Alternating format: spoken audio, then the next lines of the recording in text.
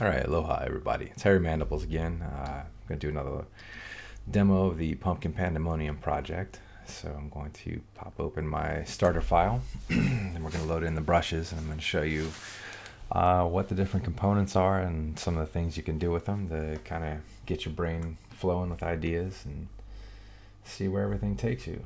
So let's see. Got a brand new project file. I'm just going to load in the brushes. First the Imm, bring in the pumpkin warts, which are VDM brushes, and then let's get in the eyes. All right. And then actually, I think what I'm gonna start with, if you load up your Curve Alpha brush and click on the alpha and import, go back to your file or wherever you're storing these. That's up to you. We're going to open up the stem alphas. I'm going to choose a 6-pointer and grab one of these. Symmetry is off. You're on the top level. Symmetry is on this one. Okay, never mind. I'll just pull this guy out. Beef up the brush size.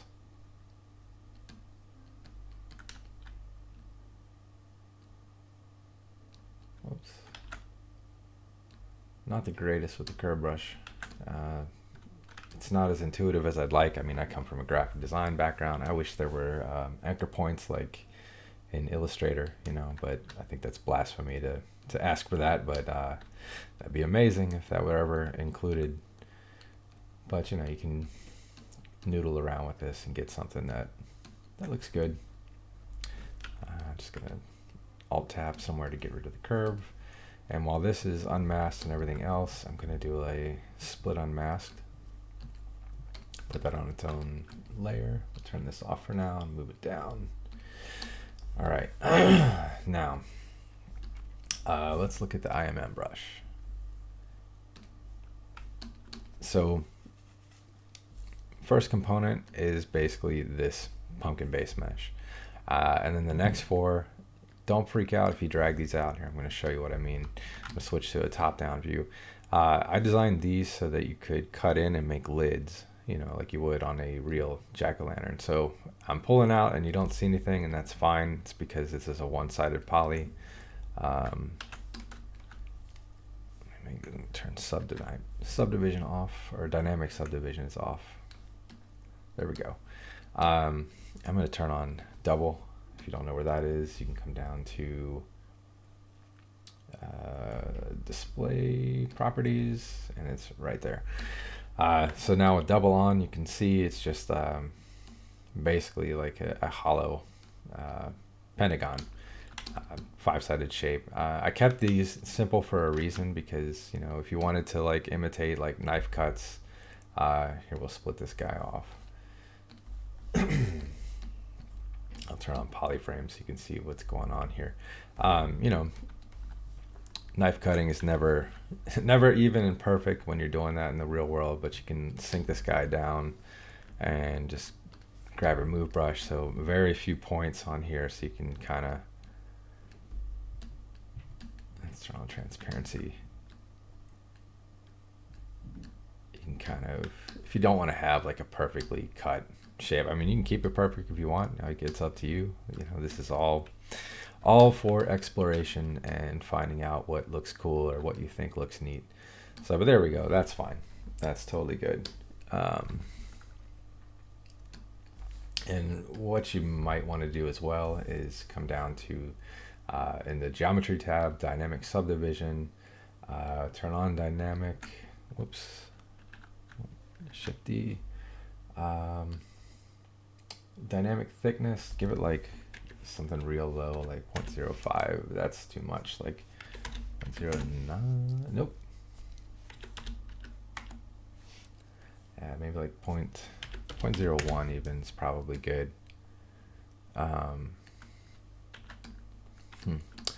think I might improve these, because I'm looking at them now, and I might make each one of these panels its own. I'm going to try that right now. polygroup single poly. We're just going to tap on these and make each one its own polygroup. And then we will apply a crease PG, crease polygroup border. So now if we hit dynamic, let's do this, crease,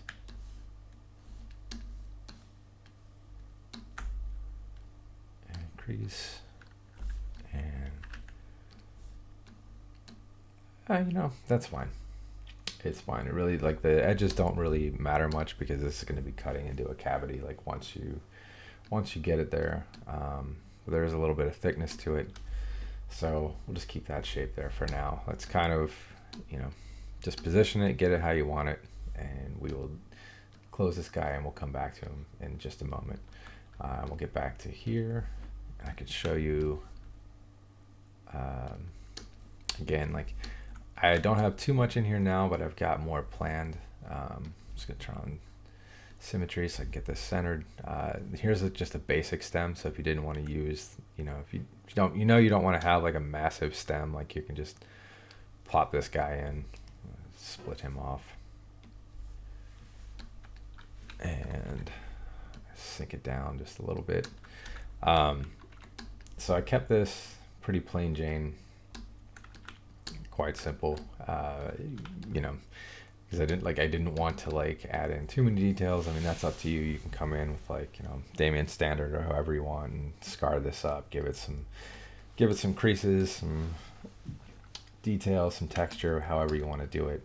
But it's very simple and you can still get a lot out of the shape, particularly if you go to bend curve. And you know, if you place it vertically like this, the poles of the curve are going to begin going north to south, you know, how you want it. I mean, if they're not, and if you don't know how to use the deformers like this, you can drag out. Let me turn this off. So you can, if I can hold on, the axis arrow right here, this controls like where those points like run. So just manipulate it until you get it running north and south like this, and this is totally good. I like to keep the resolution low, but not too. So I'll always just pull up on the curve resolution and just get at least one more dot in there. I don't like to mess with this dot, and I'll show you why if we turn this pumpkin back on. So if you begin to manipulate this, it starts to like wig out and not go where you need it. I like to have it coming up from the gourd itself. But as long as you kind of just go easy on this guy and really just use this top one to bend, you can get some good shapes, especially if you just kind of work it and pull things up. So like it's front on right now, and that's okay because you can also change your views, start to give things a little bit of an S kind of curve, or just a curve in general. I mean, go out to the pumpkin patch this year and take a look at those guys and like see how the stems like start to intersect with the gourd and how they come out. And like it's fun. Lots of good variations in nature. But what's great about the curve too is you've got these twist modifiers, so you can just grab a hold of that and give it a nice gnarled look real quick. And so, if I wasn't talking and I was just doing this like on my own, like that would have been plopped in there real fast. I tend to like to just, throw on dynamic subdivision and apply it, delete lower, and I'll hit Dynamesh. And I like to grab like trim dynamic and just come in here and just kind of scar that up, just so it's not so generic looking. It kind of looks like funky. And then you can get your Damien standard brush, which is always a crowd pleaser, and just kind of come in, add some detail in here, and detail it however you want. I just look for like quick reads with these things. I don't really like to get like too too crazy with them, because for me it's just all about like having fun with this and finding like new ways to think about things and using like brushes and tools and things that I probably wouldn't on, you know, projects that I've like allowed myself to think are like too sacred to experiment with. So for me, like this pumpkin thing is a very free, exploratory project to just play with and not be serious and not worry about, oh, am I going to make a mistake? Am I going to screw this up? You know, like, because I know that has affected me in the past, and I've learned to like let go of that and just, yeah, just embrace like whatever happens. You know, it's like embrace the mistakes. I mean, you forget that like you have undos in a digital environment, and I tend to forget that when I work. So I get uptight about stuff, and I'm like, oh no, the precious baby, I've got to fix it, or I've got to keep it like looking, you know, I've got to keep it looking nice. Sometimes things just look stale and dumb that way, for lack of a better term, you know, or words for that. I mean, it's fun to just explore, and this is a really, really useful tool for doing that. So I mean, you can see like just real quick, you know, let me give this a different color here. And I think I'm going to make this pumpkin, I'm gonna go with like that off-white kind of color, because I've been looking at those. I might carve one of those this year. You know, I usually go for the orange ones because they're my favorite, but there's all those different, like, you know, heirloom variety pumpkins that look really cool that have come out. But I mean, you know, that's cool. Like that's pretty quick. You know, it's a pumpkin vine. Well, let's go back into that Imm Brush. And so there's a seed flat and a seed curved. I will just pull these out real quick so you can see, like, this is the flat one, just straight up and down, and then it's just the same seed. I just gave it a little bit of a bend, so I like to use these for teeth. It just, you know, just looks cool, like sticks with the pumpkin theme. But I mean, of course, you can use whatever teeth you want. I mean, you can use this however you want. It's just kind of another fun little element in there to play around with. So that's that for what's in there. I've got some more parts I'm going to be adding in. I've got a pumpkin leaf that I'm working on. I've got some Frankenstein bolts and some curly cues for like the vine. You know, just a few other things to add in. But then if we take a look at the Wart Brush, these are cool. Big shout out to Anna Carolina and her video on VDM brushes, because that one actually like sunk into my head and made sense. And the thing that I got out of it the most, that I didn't know, that is really cool, is that they are let's make this guy, let's fill this guy. They are independent with poly paint.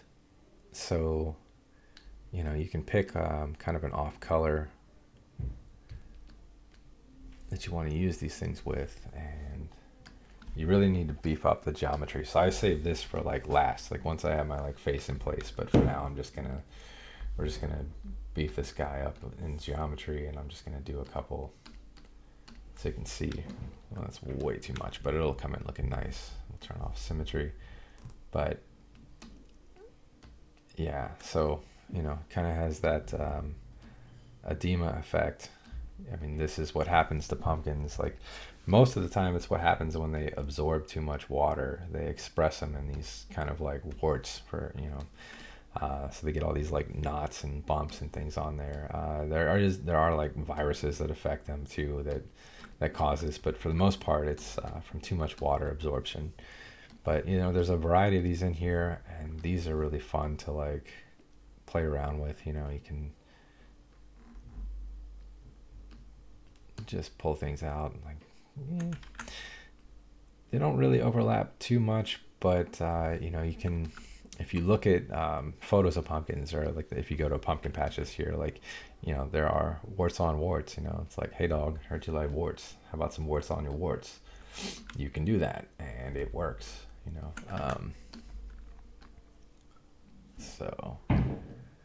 So yeah, definitely experiment with that. I'm going to be adding to this so that there's a lot of variety. I mean, these are pretty fun to do and put together. But yeah, and you've got like a naughty looking pumpkin here. Then the other brush are the eyes. I think I like gone over these. Like there's like 18 in there for now. I tried to keep them somewhat low resolution depending on like what's in there. Can't do that, so I'm just gonna pull it out on this guy. But yeah, you can, oops. So you can see there's different little eye shapes in here. So you got some like kind of monstery looking ones, some creature ones, some sort of humanish ones. I got two different versions of like that goat eye. Like that goat pupil is so bizarre to me, man. Like that's a fun eyeball to like play around with. It really gives it kind of a creepy effect for some reason. So yeah, these are all these little doodads here. And that's kind of the overview of like all these tools that you can pump in here and quickly get like a neat looking like pumpkin face with.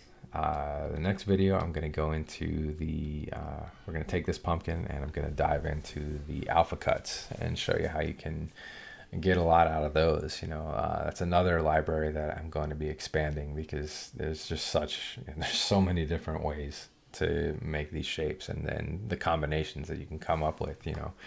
A lot of classic shapes, some are just freehanded by me. Like I like to look at, you know, I always love to look at like Halloween stuff. So I pay attention to things like that, and if there's like, you know, a smile or an eye shape or thing that catches me, I'm going to be dropping that in there. So it's, you know, more for the arsenal to create these things with and have fun with. So anyway, yeah, thanks for checking this out, and I do believe as of the recording that this is still half off on Artstation Marketplace. You can also find it on Gumroad, Flip Normals, and Cuberush. And I will keep you guys updated, and also I'm going to be doing 31 days of pumpkins throughout October. So every day I'm going to use this project and I'm going to make a new pumpkin, and I'll be posting it to my Instagram, which you can catch me on Instagram at Hairy Mandibles. So yeah, again, thanks for checking this out, and happy sculpting.